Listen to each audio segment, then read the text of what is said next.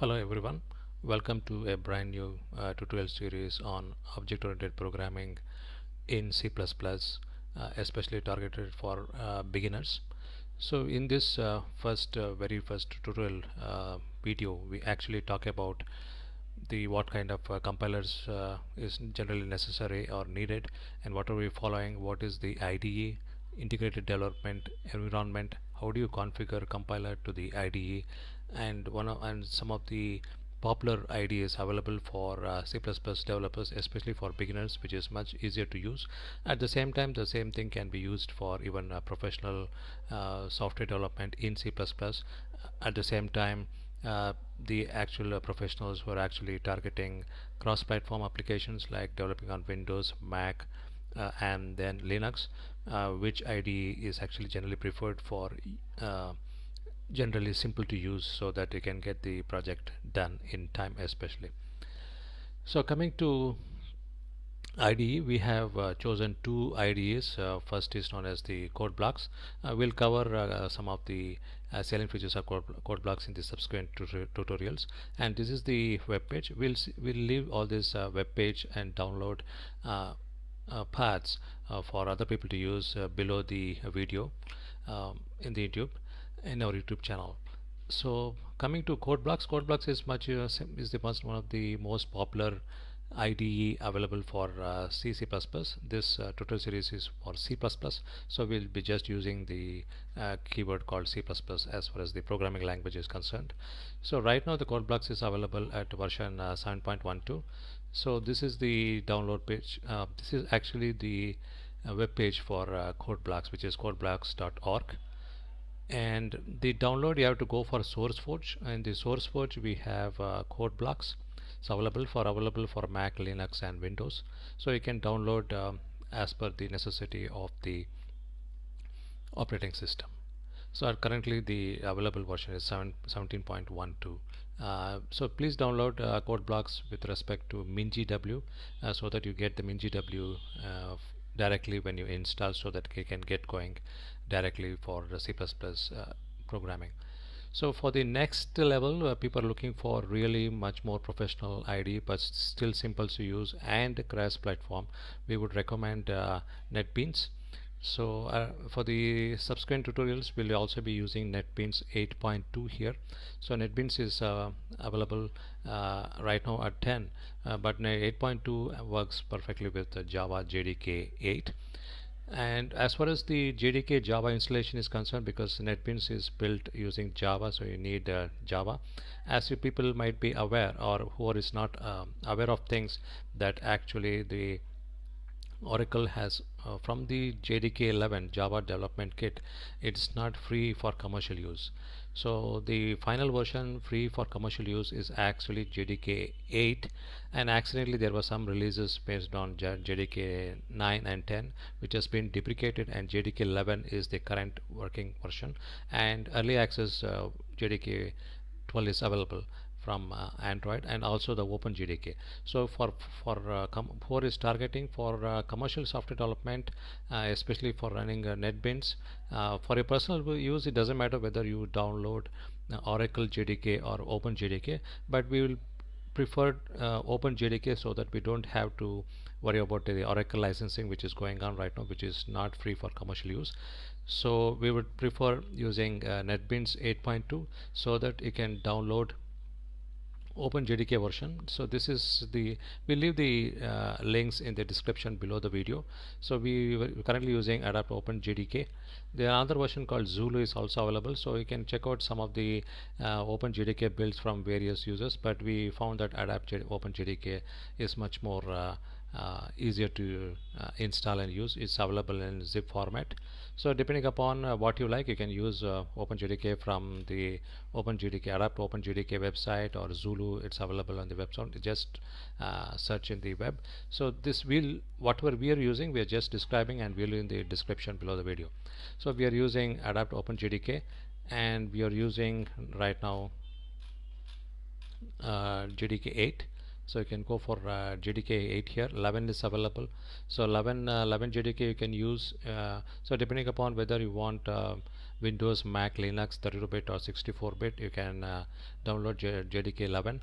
So if you're just using NetBeans JDK, then you can directly use OpenJDK 11, which is also LTS, which is long-term support. Otherwise, you can fall back to OpenJDK 8 long-term support, so that you can use NetBeans 8.2 as well. So if you're using latest NetBeans, it's better to go for JDK 11. And if you're using 8.2, then OpenJDK 8 also is available. So it's available. So JDK 8, 9, 10, and 11 is also available. 11 is currently available, which is 11.0.2, which is the ninth revision in that version. So please download the necessary OpenJDK so that we don't have to worry about the licensing from Oracle. So this is OpenJDK open source JDK Java development kit. So please download 32-bit or 64-bit, especially for Windows. So Linux and Mac, typically they're always on 64-bit. So once the download is done, we have already downloaded JDK download, and unzip it and put that bin directory path into the search path of the OS. For example, on Windows, you have to come to control panel, system and security, system and advanced system settings, and go for environment variables, and then come search to the path and come for edit. So just put the JDK we have already installed here, bin directory. So why the bin directory? Because java.exe is in the bin directory, and also Java C, the Java compiler, is also in the bin directory. Typically we need Java to run NetBeans. So next, we have already told Apache. Now it has become more on the Apache side. Previously it was netbeans.org. So if you go to netbeans.org and go for download, you will come to the Apache NetBeans. Currently the version running is 10. So if you want to use the latest NetBeans, go for the latest OpenJDK. Maybe OpenJDK 11 will be much more useful when you're running latest NetBeans, because it may not properly run, or it may not even run on JDK 8 because it has moved on.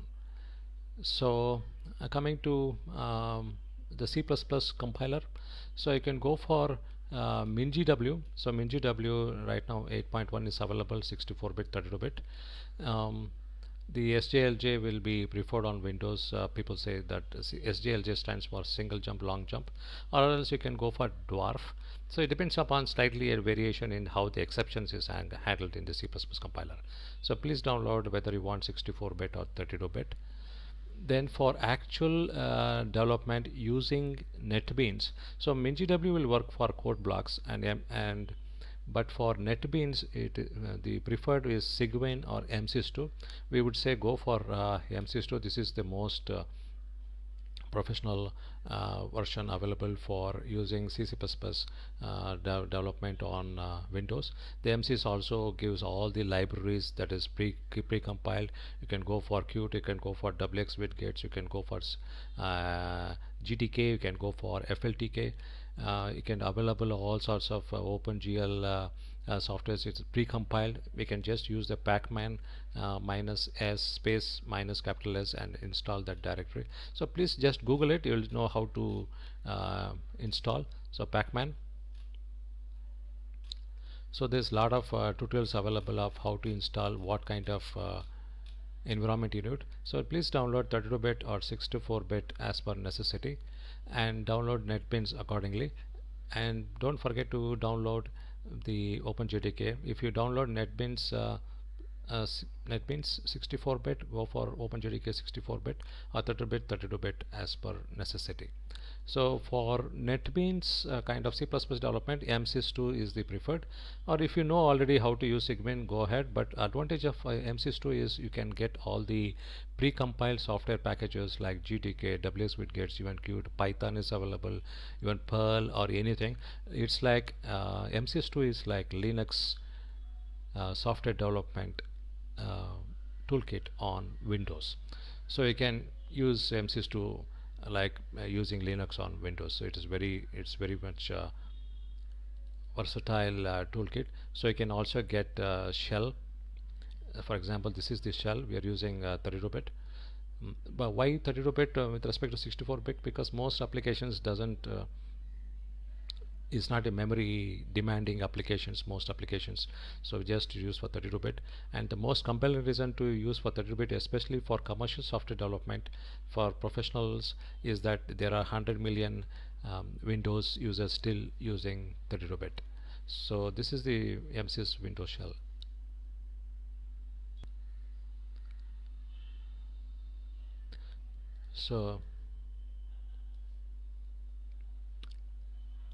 So coming to MCS, so this is like the, I'm just repeating so that people are really aware of how useful MCS2 on Windows really is. On Linux and Mac it doesn't matter, like Mac will have homebrew, so you can install any Linux domain libraries you want. On Windows, MCS2 is the one preferred. So that you can go for GTK if you want to do GTK-MM, C++ bindings for GTK, WSWidgets, Qt, FLTK for C++ typically, or you can even get SFML for game development, Coco Studio X. You can directly compile using the MCS2 command prompt. It's a two command prompts are available, 32-bit and 64-bit. So go for 64-bit if you really need 64-bit, otherwise directly go for 32-bit so that you address all the Windows users who are using 32-bit, especially for commercial software development. But for general C++ development, it doesn't matter whether you use 64-bit or 32-bit, it's just a language the person is trying to develop skills in that particular domain. So this tutorial series is all about object-oriented programming in C++, especially targeted for beginners and novice developers. So we'll just come back to the Tiobe Index. The Tiobe Index is telling us as of February 2019, C++ is in the top 4. It was on top 3, but Python has now displaced the C++ development. What I mean to say is C++ is a very popular programming language. C++ is used wherever high performance is required and low memory footprint. C++ is generally preferred for multi-threaded applications because threads are very lightweight. It's not like Java will take hundreds of MBs to GB to run 4-6 threads. So C++ you can have even tens of threads without too much increasing in memory consumption, and it is high performance because it is lightweight. And C++ is a compiled programming language. It's a data declarative language, meaning we declare data types int, float, long, double, string, char. And this series will be covering on the object-oriented programming in C++. So typically object-oriented programming constructs using the keyword called class. We'll be talking about private, public, protected, inheritance, and operator overloading, functional overload, constructive overload, and its usages, constructors, destructors, and how many ways of you actually initialize the variables, what are the constructs available in C++, what is the preferred style, what is the safe way of writing C++ in object-oriented style. So all these salient features of C++ with respect to object-oriented will be covered in the subsequent tutorials. We'll have a few episodes on a couple of videos on code blocks, and then we'll actually tell us the usage of Visual Studio on Windows. So if someone is actually tied to software development only on Windows, the best idea available for Windows is Visual Studio, and for Mac it is Xcode. But if someone is targeting for cross-platform, try out code blocks. We'll have couple of more than couple of videos on code blocks, or at least couple of videos. And for the cross-platform, the next level would be Netbeans. We actually have a tutorial video on how to use Netbeans for C++, even for commercial software development.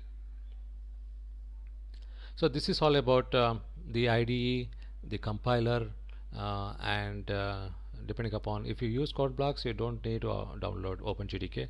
If you're planning to use Netbeans, please download OpenGDK so that you don't have to have a commercial software license from Oracle for any commercial use. If you're planning to use Java also for commercial software development, so Netbeans with OpenGDK will give you a perfect combination. Netbeans is a cross-platform IDE. It's available both for Windows, Mac, and Linux as well. So MinGW, download 32-bit or 64-bit as per necessity. So this is all about IDE and compiler. So coming to NetBeans, we'll just show how the NetBeans looks like. So this is how the NetBeans looks like. We are using 8.2.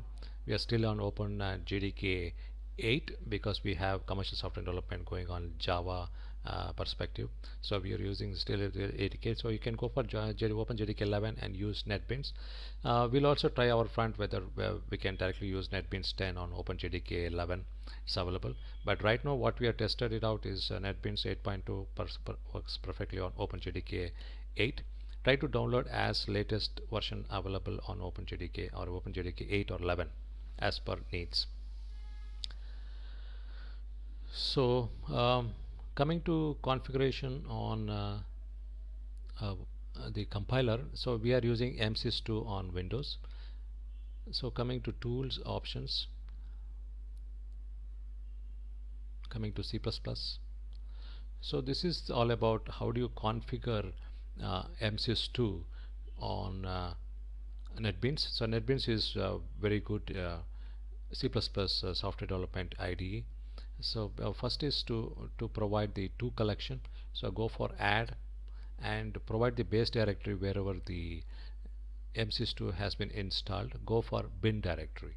So once you provide the bin directory, you can name the collection you want, and as soon as you give the bin directory, so this is the base directory, the path, so automatically the NetBeans will pick up all the compiler exes that we are on Windows, meaning the executables of that MSys MinGW provided. So you go for, we have installed MSys 32 and it has MinGW32, it has a bin directory. So as soon as you give the bin directory, it picks up all the GCC, G++, GPhoton, makefile and GDB for debugging. And you can also provide one more important information is you can actually do a real cute GUI development using NetBeans. It takes some time to figure out how to exactly use it. That is the QMake here for Qt framework, and CMake it has picked up because we have this color make used for actually compiling in the modern C++ development environment. So this is about the configuration. So this is option tools options. You come to C++. First you press the add, then you can provide the tool collection, which is msys232 This is where our things are. So as per your needs, wherever the path is, provide the path, it picks up all the executables necessary and press OK. So don't worry about QMake because this is specifically to for Qt framework. If you're using MinGW based on Qt, which is GCC based, then press OK. So now the NetBeans ID is now configured to use MinGW, which is on MSys2. So one more important thing on Windows, especially because MSys2 has a shell, so that the NetBeans will actually run the makefile using the shell, meaning the command prompt in the Linux domain. So MSys2 provide all the Linux environment on Windows for free, so you can use any software development on that. So one more requirement for Windows users on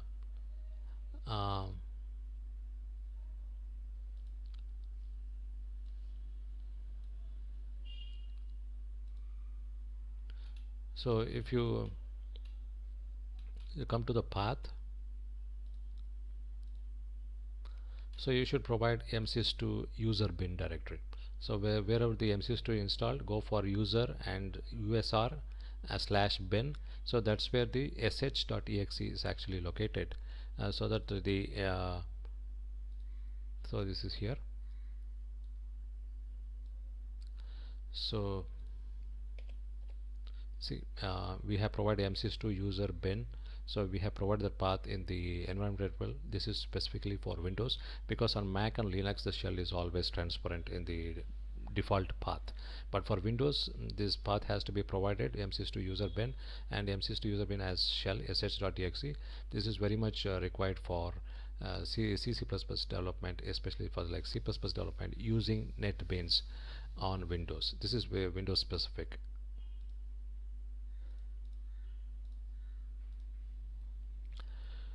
So now After you provide the user slash bin, the shell is now available. So just now we have configured MSys2 on Windows for Netbeans, and configure accordingly for Linux and Mac OS X, and shell is always available in the default path. So let's create a dummy project, a test project, so that we actually be sure that environment setup is completely ready. So go for C++ on first, select C++, select C++ application, plus next. So I come to wherever you want to create. So we just go to the directory where you want to create it. So we go to, so we create a test CPP. So we have that default select. So select the tools what you want. The tools on Windows use MSys2. So just Google it. You will know how to there are tutorials will tell how to install the base development and GCC compiler. The base development library itself will have GCC installed, meaning automatically it will install GCC, which is actually MinGW, minimum GNU for Windows, which will have all the C++ compiler and all the standard libraries available. Right now MSys2 for 32-bit will install 7.3 version, and for 64-bit it will install 8.1 version. So be at as latest as possible so that we can use C++11, C++14, and even C++17 standard, so that you can ramp up faster on the professional software development and explore the new standard features of C++ as well. So once the project name is given and the tool collection is provided, just press finish. So you come to source file, you have main.cpp. So we just delete all the default.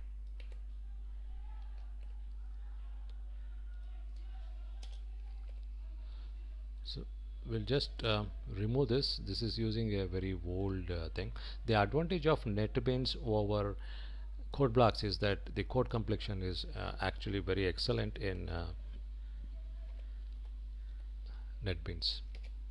So IO stream, we are using C++ and not C. So we have IO stream and using namespace standard.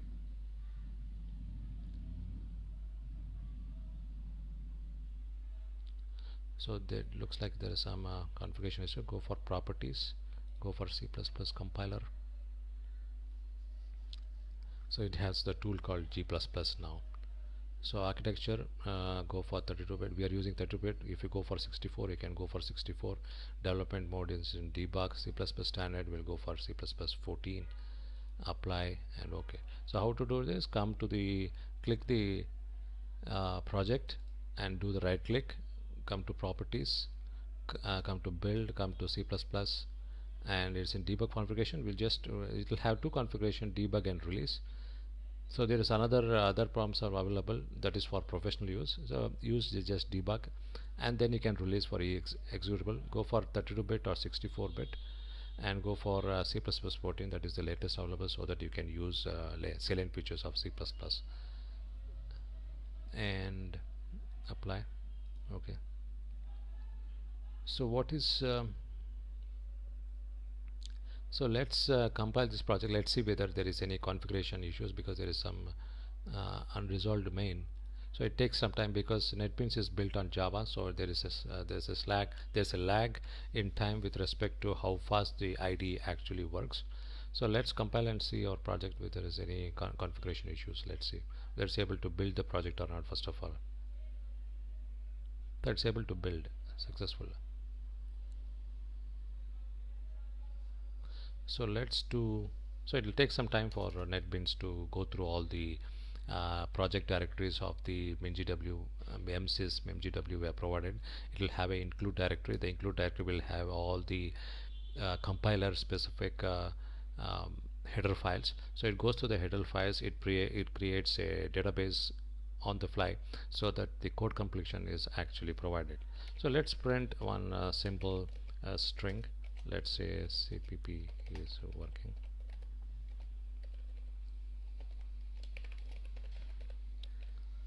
So let's see whether this actually prints this is just to test whether all the configuration setup of the compiler works properly with. So CPP is working actually. So let's so